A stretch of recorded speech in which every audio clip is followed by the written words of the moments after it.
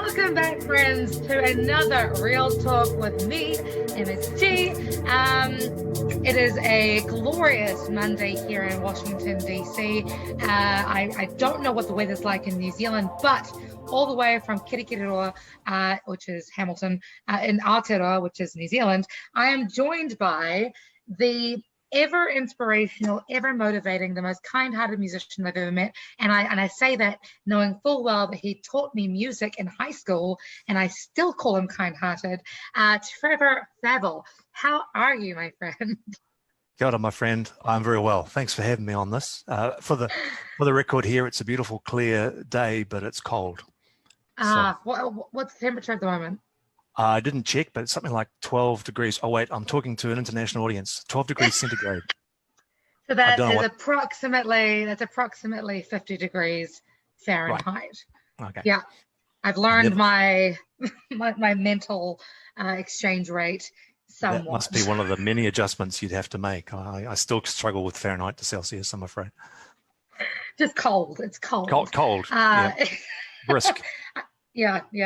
I remember being one of the last times I was in Fiji with my family, and it would get down to like 12 degrees Celsius, and my brothers and sisters would put their woolen jackets on. Yeah. That's how cold they were.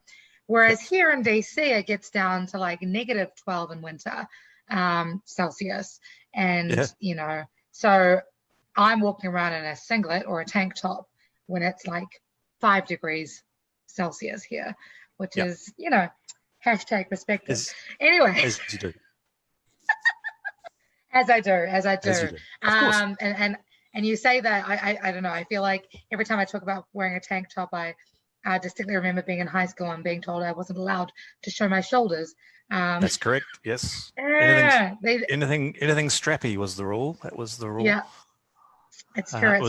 But cut to 15 years later, and you are a man of many facets.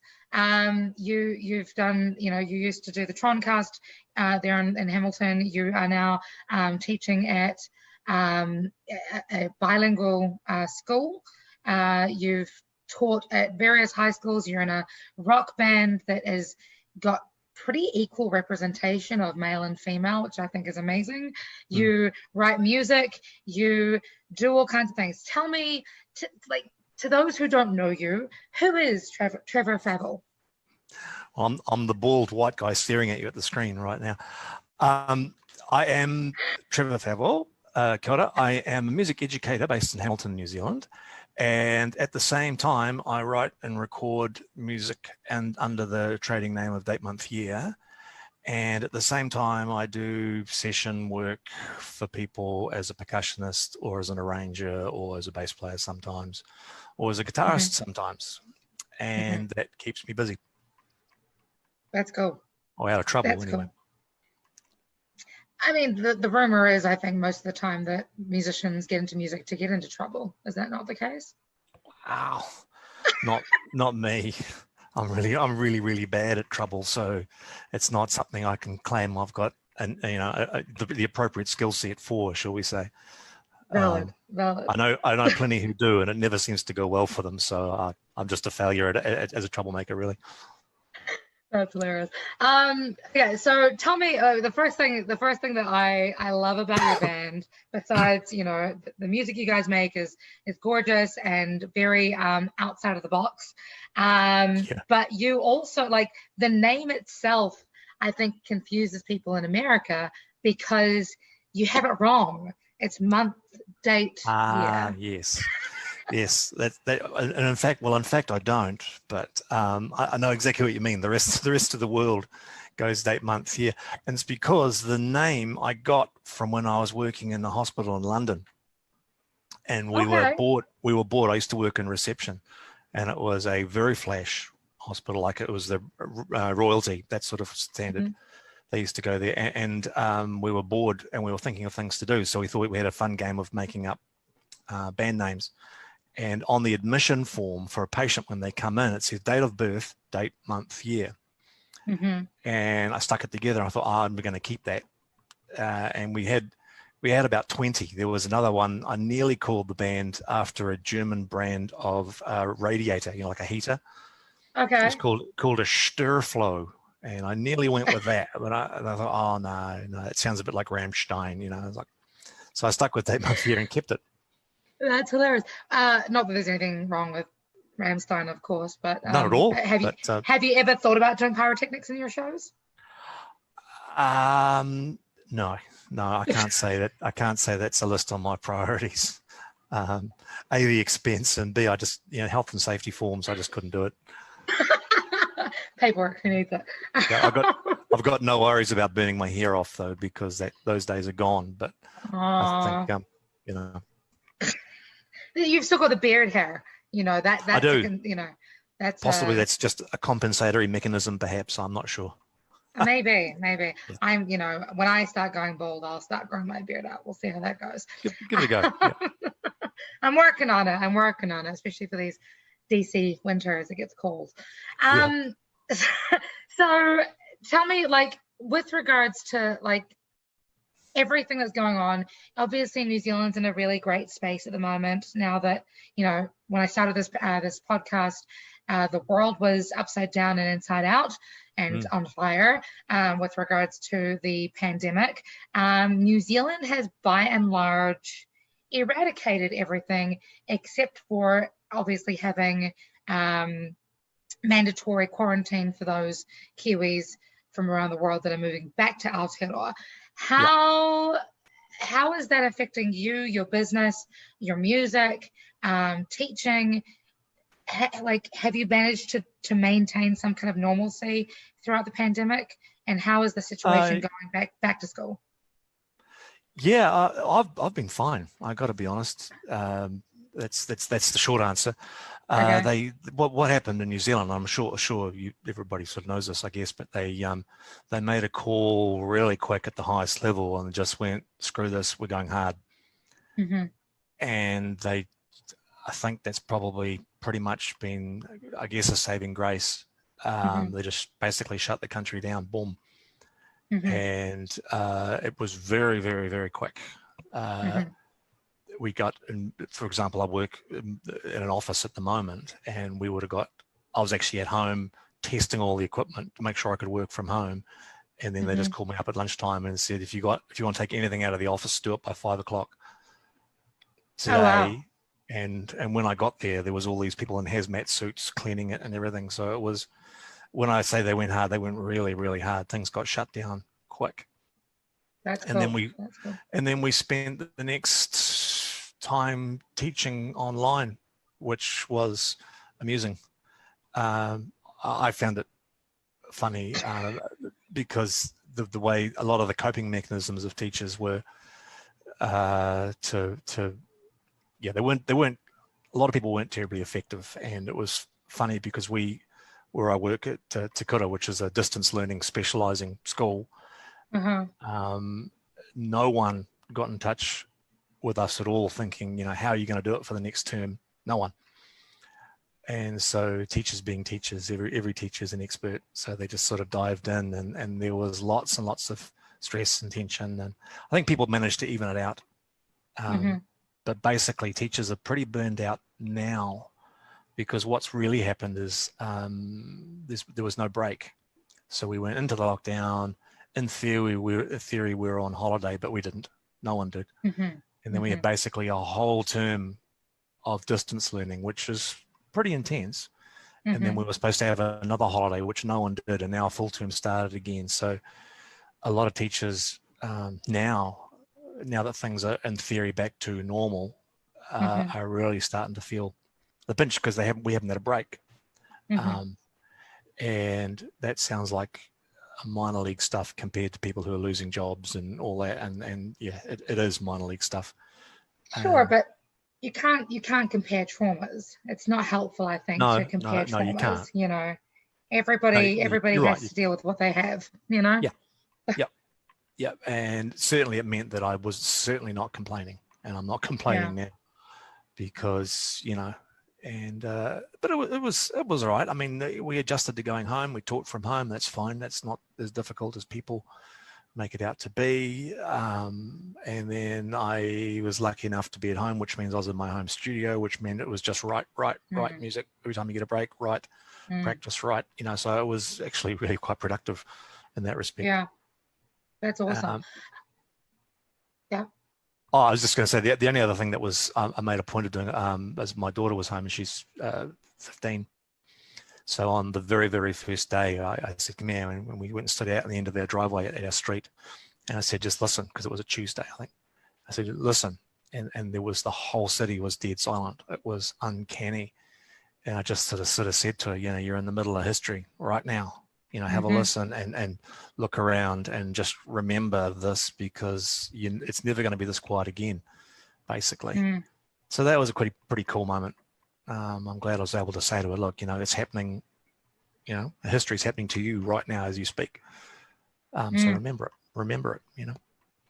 That's a beautiful perspective. I think that's something that we forget, you know, as community, as Western communities. And I say that to mean mostly like first world countries, or those that tend to function more on a profits-based principle over a people's-based, you know, principles. And I say that to mean that, you know, one of the things that I've really learned over this pandemic is the beauty of community, the beauty of having that moment to step back and just be and listen and absorb. How are you finding that process as a teacher, but mostly as a musician, as a creative? Teaching wise, New Zealand, as you know, is like a depression / suicide / mental health world leader. And so a lot of anxiety, a lot of that sort of stuff to deal with. It's not that we're unfamiliar with it, so I guess we've got ways forward, but that was something that we all, educators and students, had to deal with. So there was that. What I found musically and as a writer is my thing, the motivation I have for writing music is not probably the same as many, as I hear sounds constantly in my head. And that never, I think there's a name for it, but it never ever stops. So even talking now, I'm hearing sounds in my head. So the best way to fix that is to actually write them down, get them out, get them recorded, and make them alive. So what I had was the opportunity, as soon as I could hear something, actually go, right, let's get rid of this, write it down. So there's a whole sort of stockpile of ideas and music and concepts that's all sort of backed up, really. So that was quite good, because I find that you have to get the songs out, because otherwise they literally just play and play and play and play until you might be the same. That might be how your writing thing goes, but they just won't leave me alone until they're out. So it was a good opportunity to do that, and it was nice not to be writing music at midnight, to be fair.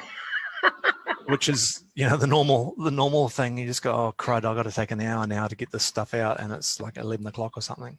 So it was nice not to do that. It actually get to the end of the day and go, actually, I've done everything. So that was kind of cool. That's awesome. I'm still a chronic like midnight writer, but I'm trying to, you know, alleviate that. So when it comes to, I want to go back to your point about, you know, teaching from home and having the studio at home. Did you find that you were kind of like a go-to person for your coworkers because you have experience in teaching from distance and, you know, knowing how to use technology? No? Okay. Not at all. Okay. A few people, and that's not entirely true. A few people would ask. Okay. But the big, and some schools were brilliant. Like I know the school that my kids went to, my daughter goes to, they basically had their heads screwed on a bit more logically, and so they basically loaded the kids up with work and said, you're going to have to do this. But I know of other schools who did this. They would send up, so instead of having 5 periods of school a day, they'd have 5 Zoom meetings a day. And some schools did that, and that is, as these people find out, is exhausting and really stressful. and it's very hard to read a room, very hard. And so the few times that I did it, I find what happens as a teacher, you tend to revert into what's called a transmissive mode.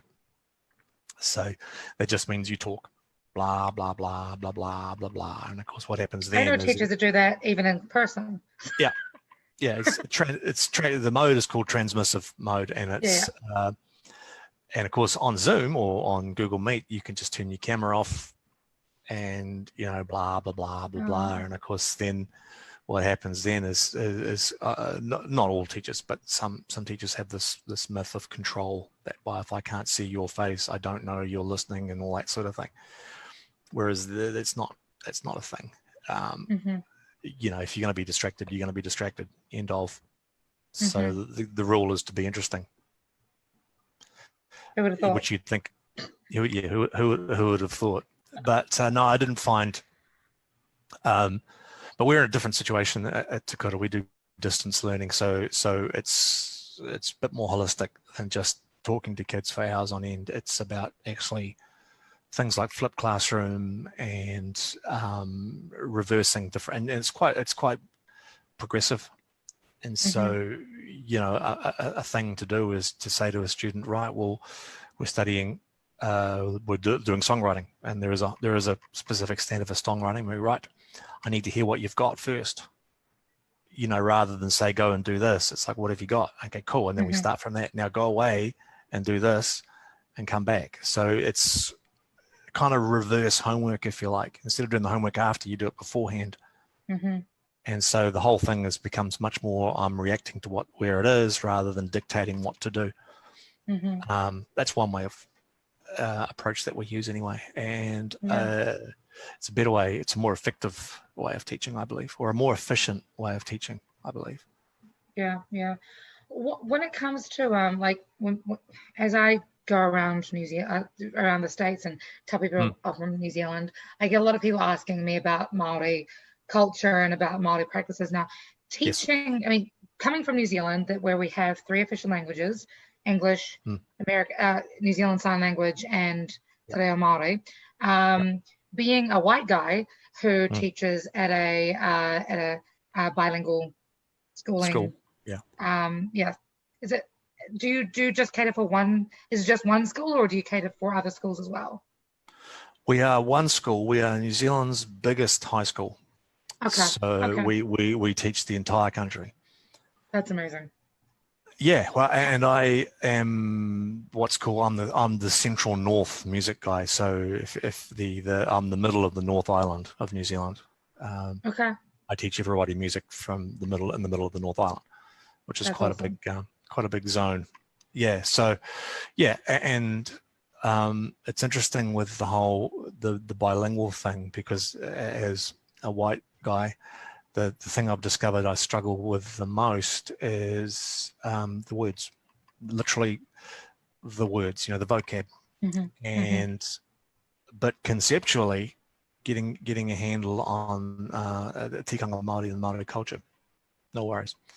So that brings me to my question though, like is, you know, because the way in which the education system is taught here in the States is gross on so many levels, and it changes distinctly from state to state, and then within the state it depends on which city, how much funding, blah blah blah blah blah. One of the great things and one of the blessings that I believe that we have in New Zealand is about the beauty of equal education by and large, and tikanga Māori, as you said, you know, and being able to incorporate tikanga Māori into our teaching skill sets. So can you talk a little bit about how, as a music teacher, and you already kind of briefly talked about how, you know, it's an exchange of knowledge to a point, an exchange of ownership.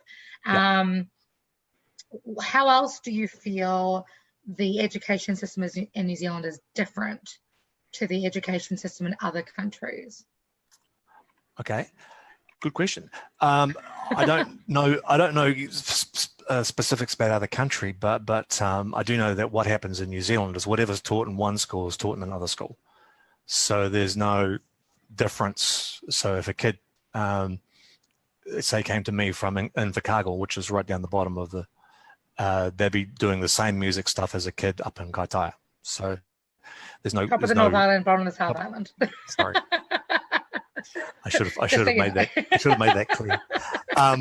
So there's no difference. So if a kid's doing songwriting in one place, they're doing songwriting everywhere. So that's unified. So there's a unified thing right across the curriculum.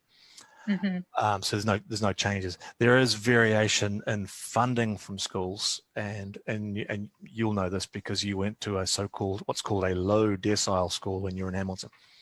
And the decile system is this bizarre system that's evolved in New Zealand that initially was a system whereby the Ministry of Education, people who run it, were classifying the neighbourhoods of schools in terms of basically how rich they were. And so that became a classification tool so they could work out how schools got their funding, how they got money. So in theory, if you were in a lower decile school, you got more money because the neighborhood was poorer. That's how in theory it worked. But it's evolved now to, in New Zealand now, the decile thing is a public rating system of how good the school is. So what's happened is if you're in a low decile school, like a decile 1, for many people now, that's the equivalent of saying you're in a poor school with bad teaching. That's what started to happen. And so it's a situation that's being addressed. And there's a concept we used to call white flight back in the day, whereby, as soon as the low decile schools, the richer, more affluent people tended to move away to higher decile schools. And it's a bizarre system, and no one actually wins because I can, for example, be told that I work in a low decile school, therefore I'm not as good a teacher as if I was in a high decile school. Right. And I've got to the point now when it comes to education that I will put my teaching skills up against anyone in this damn country. Whatever bloody school, whatever bloody school you're in. So what happens is it really makes no difference as to the quality of teaching you get across the decile range, and it really doesn't. There's good teachers everywhere, basically, and there's bad ones everywhere as well. So that's a thing that's tended to evolve, but in general, I like the New Zealand system. I mean, I love teaching. I mean, that's why I still do it. I'm good at it and I love doing it. So, and when it comes to the Maori thing, what I have found, and there's been a bit of resistance, or there was quite a bit of resistance to it normally. And I am the target demographic of people who should not be happy with tikanga Maori stuff, but I have never found myself losing anything. The more I learn, the more I include aspects of the Maori culture, and I do my best, the more I've included, I've lost nothing. And it's this amazing thing. I've lost nothing. I've just gained stuff, and it's been quite an interesting journey for me. Way back when I first started at Fairfield with people like yourself, how that part has been far more about the community being inclusive of me, and that's certainly what I found. And it was it's just been win-win all along. So, and the same thing works the other way. Like, for example, a lot of kids, like for traditional Maori kids making music, quite often they're not, and this is a bit of a cliche, but they don't necessarily have to be schooled in the formal notation parts of, but once again, they discover by learning how to read music, for example, you don't lose anything. And that's one of the good things about music education is the more you teach, the more you've actually gained. Nothing's closed, no doors are closed. And so I think I might have got off topic a little bit. No, you're fine. But it's something I've watched myself, like I say, and there is a bit of thing about the whole bilingual approach. Some people aren't happy with it. Some people struggle with it, and I get it. But I've just found personally that I've only ever felt included, and I've only ever gained, really. So You know. One of the biggest lessons, one of the biggest things that I learned about myself and about teaching back when I taught at Te Wānanga Aotearoa, which is the biggest tertiary institute in Aotearoa. Well done. Thank you. I taught there for 4 years.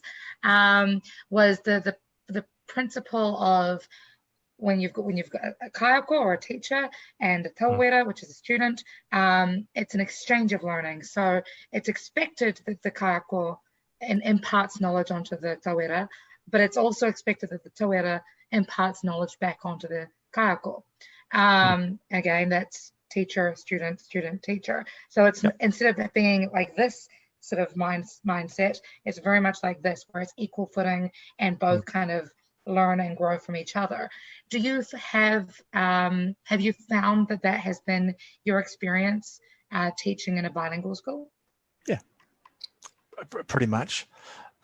People do struggle when from the outside. People do struggle with the aspect of control, and we have this tendency to think that, you know, respect my authority. You know, boom, here it is. And one of the key lessons I've learned is, and if you want to be understood, then first you have to be understanding.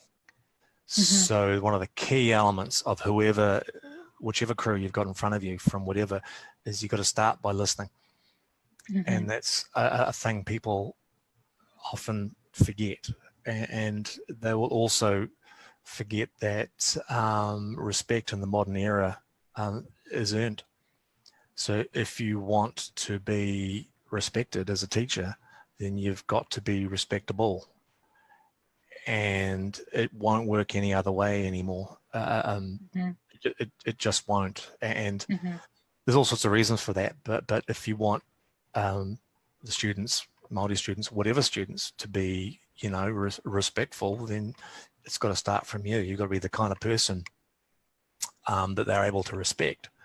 Put another way, a little speech I used to do is that in the modern teaching environment, if you're a dick, the kids will tell you you're a dick. And the easy solution is don't be a dick.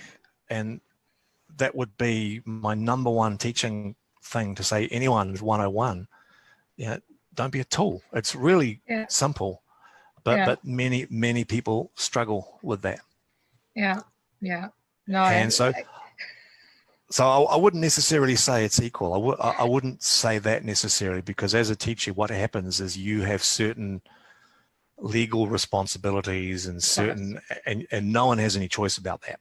So if you're in a class of kids, you have this thing called in loco parentis, which means while you're in there, you have the same rights and responsibilities as a parent. So if anything goes wrong in a classroom of kids, it's your butt that's on the line. So, you know, in terms of the power balance, there's always going to be that there. But, you know, the same thing is, power is not about keeping people down. You know, power is like, it's about responsibility. And you have to be able to handle that responsibility, basically. That's a tweet right there. I'll write it down, Mum. I love it. So speaking of, like, you know, your experiences teaching specifically to Maori students, I want to use that as our pivot point to talk about the Black Lives Matter issues that have been, I want to, like, I keep saying, you know, the recent Black Lives Matter issues, that's absolute fucking bullshit. There've been issues in every country for hundreds of years. Obviously, the pandemic has created much more hyper awareness of things that are going on in the media, because we're stuck at home with nothing else to do. And so, which I think has been a blessing in a lot of ways. So, you know, obviously with the murder of George Floyd and Breonna Taylor and countless others, things, you know, got exacerbated here in the States and manifested in such a way that countries like New Zealand joined in the fight. How has that affected you as a human, as an artist, as a teacher, you know, especially in places like Hamilton, where, you know, people usually refer to Hamilton as a sleepy old town, but I hear that thousands turned up for the protests. They did. There was a little bit of issues with that, and I think in part, certainly in Hamilton, I personally kept well away, because what happened, I felt, is a lot of the sentiments around the whole issue was extremely exacerbated by what we were seeing and what we were hearing. And I'm always of the mind is I tend to sit back and think and listen before I act or commit to anything. So the speed with which things were happening in New Zealand in particular, I couldn't talk about anywhere else, meant that I thought there was an awful lot of noise being made by a lot of people. And were they as informed, or had they thought things through? I don't know. And I'll give you an example. In Hamilton, there was a big argument about statues, and the whole statues thing was happening. And there was a significant statue. Well, significant. There's a statue in the middle of town that was removed, and basically what happened was they'd been threatened. They said someone's going to bring like a digger or something in and just bowl it. And so the council and the mayor went, okay, what we'll do, we'll just take it away so the problem doesn't happen. That's basically what they did. So they're almost being like mum. And and so that kind of triggered this whole you're erasing history argument type thing.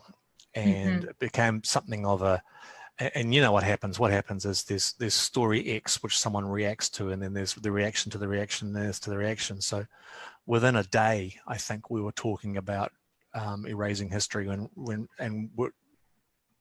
me personally, I was still back trying to reconcile the whole Black Lives Matter movement and what was going on and how best to, and within a day we'd moved on to erasing history, and so it was all happening very, very, very quickly.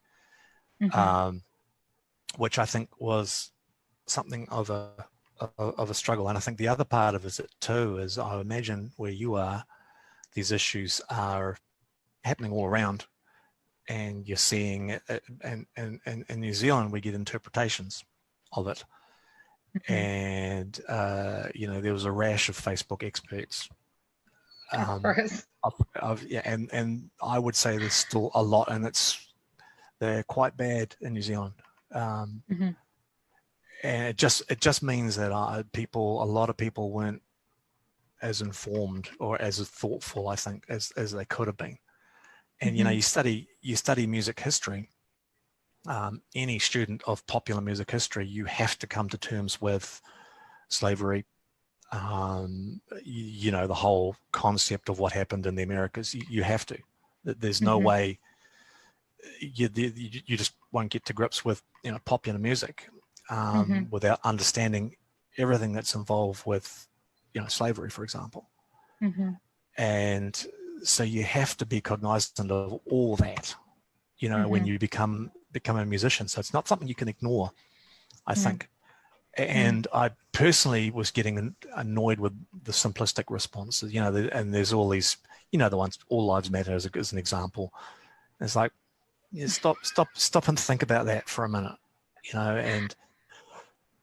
but I think a lot of it's down to fear, and I think people, there's fear, there's change, and it's scary, and people are angry, etc., and that gives a fear response. And I think that fear response is expressed through a lot of, bizarre, shall we say, behaviors.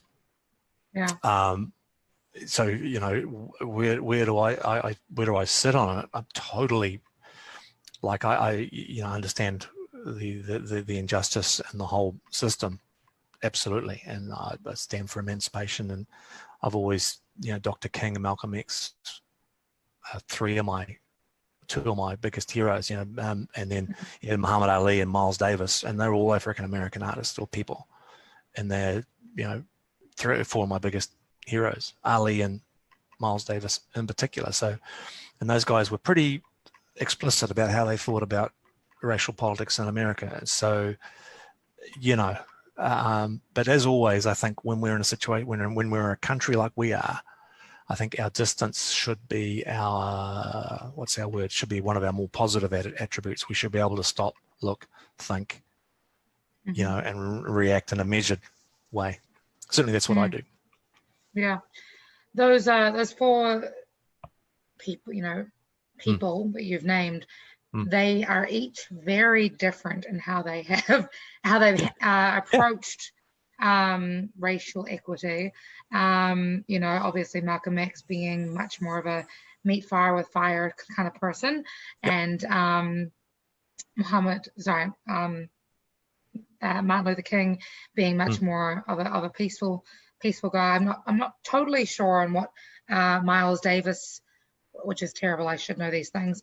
What was Muhammad Ali and Miles Davis? What were their standpoints on how to?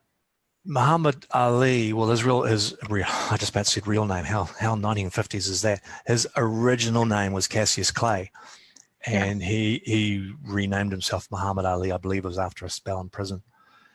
And he, for example, utterly refused to go to Vietnam. And basically, there's some classic quotes of him, but he was basically saying, well, why would I want to go and kill foreigners on behalf of some white guy? I'm pré-seeing, and I'm not doing him any justice at all, but he made a clear stand on that. And, and you've got to, I always have to respect people who, make a stand, and he went to prison for it, and he was still one of the greats. Ali, they call him the greatest, and I've always felt that way about him. He was top of his game, but he also made a moral stand, and he stuck to it. And Miles Davis was an angry dude when it came to racial politics in America, and with where he grew up and what he saw and what he did. You read his autobiography and you can totally understand where he's coming from.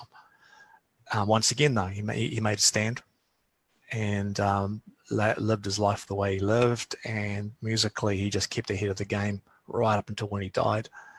So people were always reacting to Miles. They were always following him, and it's different approaches, I guess, different philosophies, but I'm sure Miles Davis, if we'd crossed in the street, he wouldn't have. I'd be the kind of person he would look at and hate, and I get that, because he wouldn't know any different, and neither would I. But I just respect what the guy stood for and the way he did it, and he did it all with style. Yeah, that's a good point. Looking at guys that look like you, we live in such a weird time. I know. We do. It's funny because like being, and I just recently learned this term, being a mulatto person, which means mixed blood mulatto. You may recognize that term from the Nirvana 1940s. Song. Yeah. No, it Smells Like Teen Spirit. Kurt Cobain even uses that word in the outro, in the chorus of Smells Like Teen Spirit. So he does. Yeah, and I, for the longest time, was so confused. Oh, what the truck is a mulatto? I'm a mulatto. There we go. Wow. There you go. So there you go. You heard it here first, guys. Where was I going with that? So it's interesting being a mulatto person here, a person of color, and so getting judgments from certain demographics compared to other demographics. The way that the Capital Groove Collective and I have the term we have coined recently is light and brighters when referring to Pākehā or white folk. Light and brighters, because it's not just that you're light skinned, it's also that you're woke, right? You're bright, you're onto it, right? Right. Okay. So, well, at least I wouldn't be talking to you otherwise. Or maybe I would. I'd just be like, this would be a very, divisive conversation. But as a light and brighter, how are you using your position of authority to empower other people in your community who are maybe just as light, but maybe not as bright, to sort of see things a little clearer? when it comes to racial equality in Aotearoa, but also when it comes to being compassionate and awake around the Black Lives Matter here in the States? Well, the first thing I've stopped doing is trying to discuss it on the socials at all. That's the first thing. It's for me, it's a nowhere discussion. Yeah, and so it's, you know, yeah, you're not going to have a meaningful exchange of ideas on that particular topic at the moment. So I don't. I think I'm lucky in that I work in education, and that knowledge is power.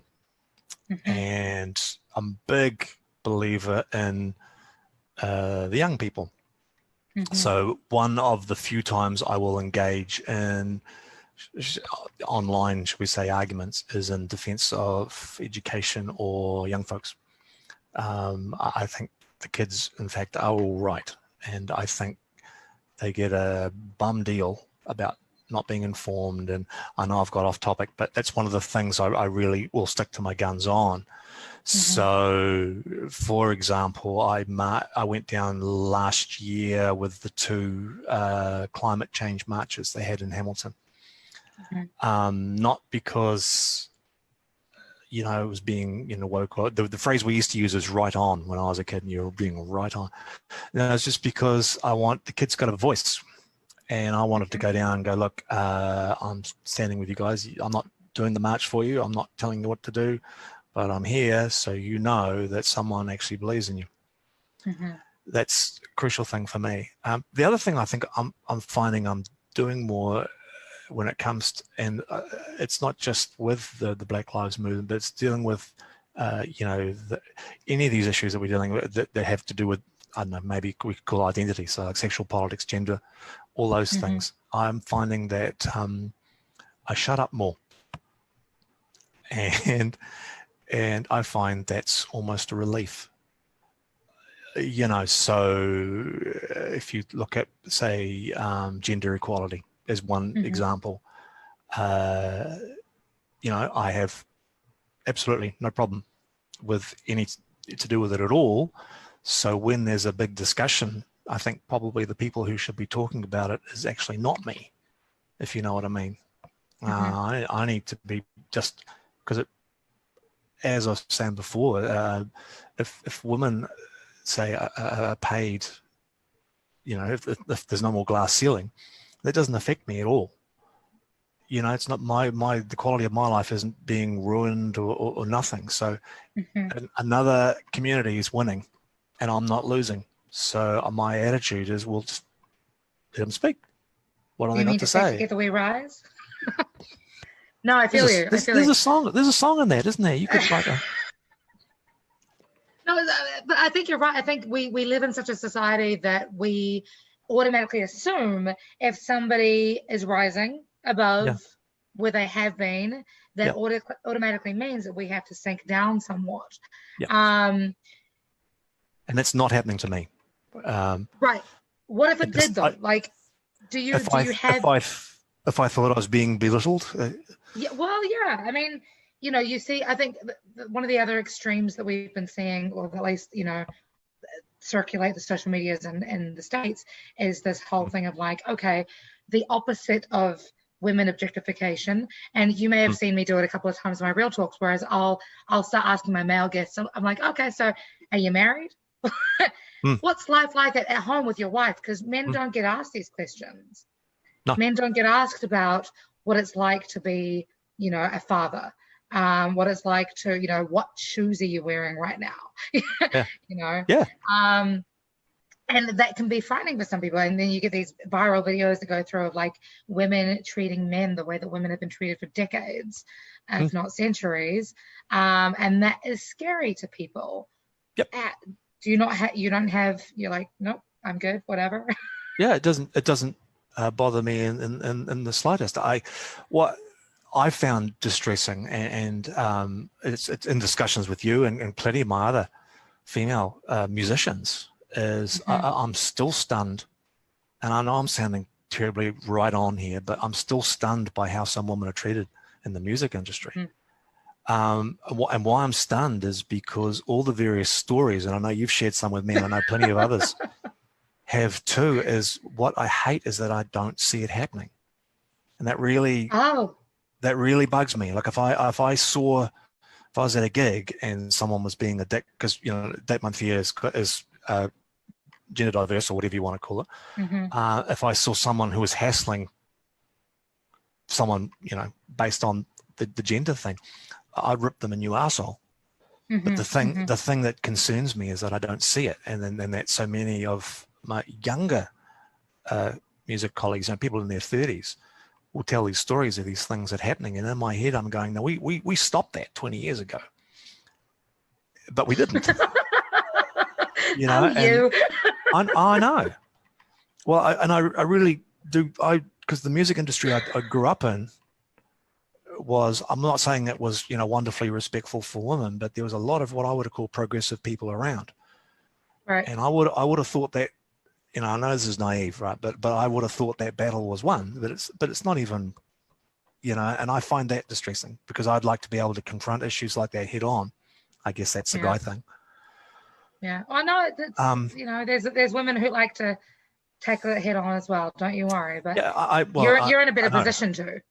You're in a better position to is the good thing. And I'm fortunate in that the musicians I work with, female and male, do not take that kind of shit. Mm-hmm. I know I can count on that from them. So they don't need the old guy to come in, and, you know, even that is bizarre thinking when you think about it. Why should I have to be sorting out, you know? But I fortunately, and that's why I keep saying about the, you know, the kids being all right, the younger generation of people growing up don't take that. And nor should they. It's still a bit distressing to see it happening, because, like I say, I had this belief that, you know, after the punk movement and after all that, you know, we were actually moving forward in terms of that. But you know, I think it's been one of the really beautiful things, honestly, in my exploration of the scene here in the States as opposed to in New Zealand, believe it or not. And I don't know if that's mostly indicative of living in DC, which is predominantly women. I think it's like 52% women in the city, or what. But you know, the amount of respect that women get, the amount of camaraderie between women is really high. You know, compared to other places I've traveled to and lived in. I've got a couple of questions here from the audience. Okay. Britt Miller, there is. Britt Miller says, we had busing for students from inner city to suburb schools. People make bizarre choices about education. And to your point of fear, he says there's a fear of change, fear of seeing themselves for how they really are and being told to change, even if it's for the better. Yep. It's legit. I think that's probably one of the big things people, you know, when we talk about change in society, I think that's the most important thing for us to be cognizant of is fear. Change is scary. And I think that's probably the key aspect in managing. Like I'm familiar with the busing thing, but only from a historical perspective. But you know, education is always the solution to fear, and I think it's totally legitimate. I mean, I think, as I said before, I think, I mean, it's not bad to be scared of something. You know, if I can give you an example. Years ago, I was in a taxi with 1986. I was in a taxi with this guy. And in New Zealand, we're just about to pass a law called the Homosexual Law Reform Bill, which is NASIC, which meant consensual sex between men was allowed at 16. And this guy I was in a taxi, and it was about to be passed the next day, and this guy went off at me. He was an older guy in the taxi, and he went off. You know, basically, this is going to happen. What if it was your kids? And he really, and initially I was just going, what? But then as I was listening to it, I was thinking, this guy's terrified. And, you know, terrified. And I'm thinking, well, part of me is going, well, you know, grow up, granddad. But the other part is that how we deal with other fear? You know, and what of course happened is the next day the law was passed, and you know what happened? Nothing. Like literally nothing. The hordes of camp people coming over the horizon, none of that happened. Of course it didn't happen. But you know, that dude's fear was palpable, and I think that's probably the sort of thing, instead of saying change is coming, deal with it, you know, the approach can be change is natural. Here, you know, here's how we deal with it. It's gonna be what it is, and it'll still be okay. So in that particular case, I remember listening to this guy go, what?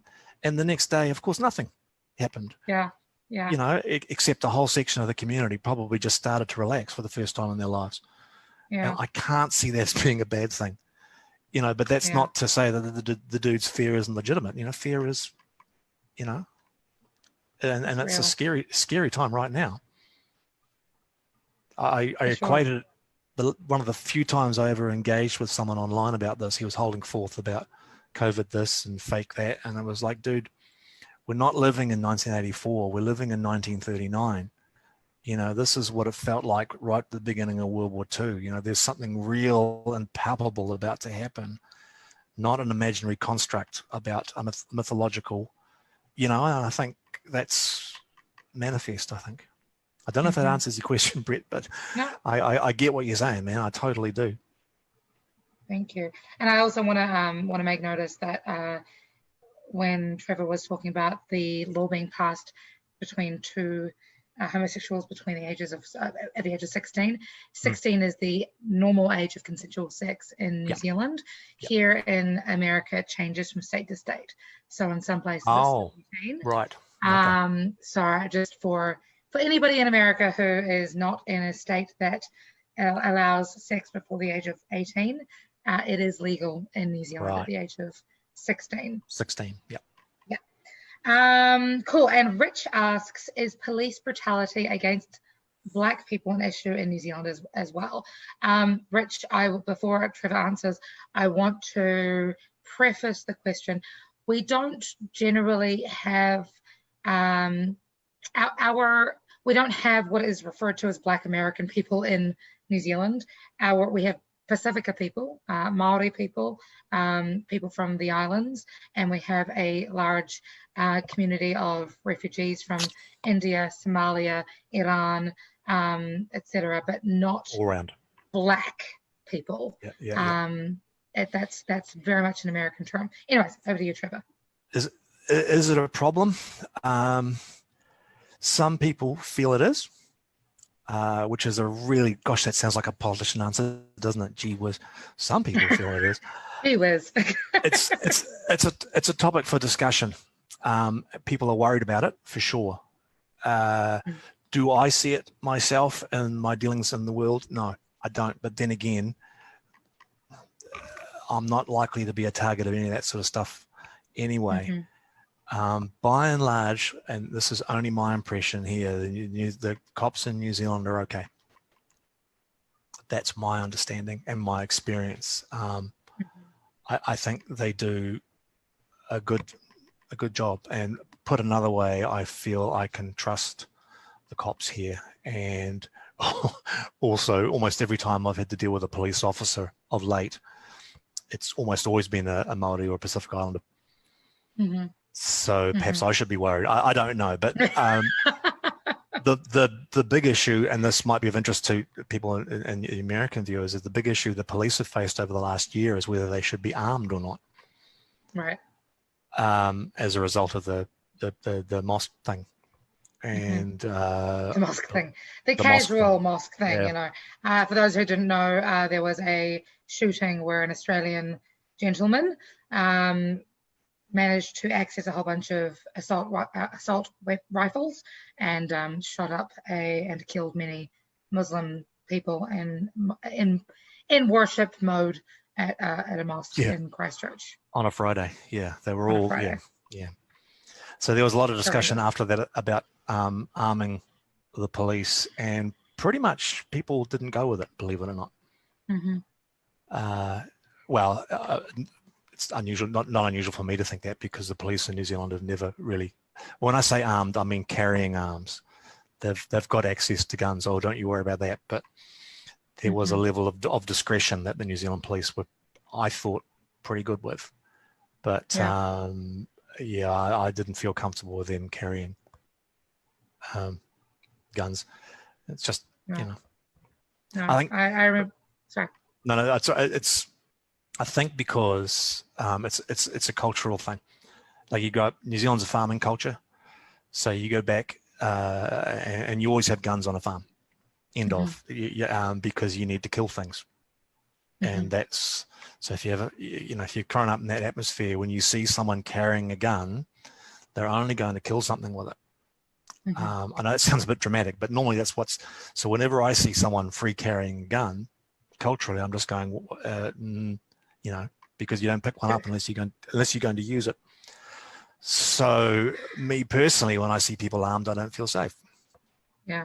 That sounds very bizarre, but that's why I didn't like it that much. No, I totally hear you. My first time really realizing that police, like I live in a country now where police carry guns. I was doing a show at a sandwich shop, and some police came in, and I'm still 5.5 years in living in America. I'm still waving and saying hello to police. I don't plan to stop that because I want to lead with love at all times. But these police came in, and I looked at them, and I saw their guns, and I was like, oh yeah, fuck, guns. They're a thing. And I definitely not something that we have in New Zealand. Well, I love them. I used to use guns all the time when I was younger. I was did competitive pistol shooting and go hunting, and I got no problem with guns, but I know what they're for.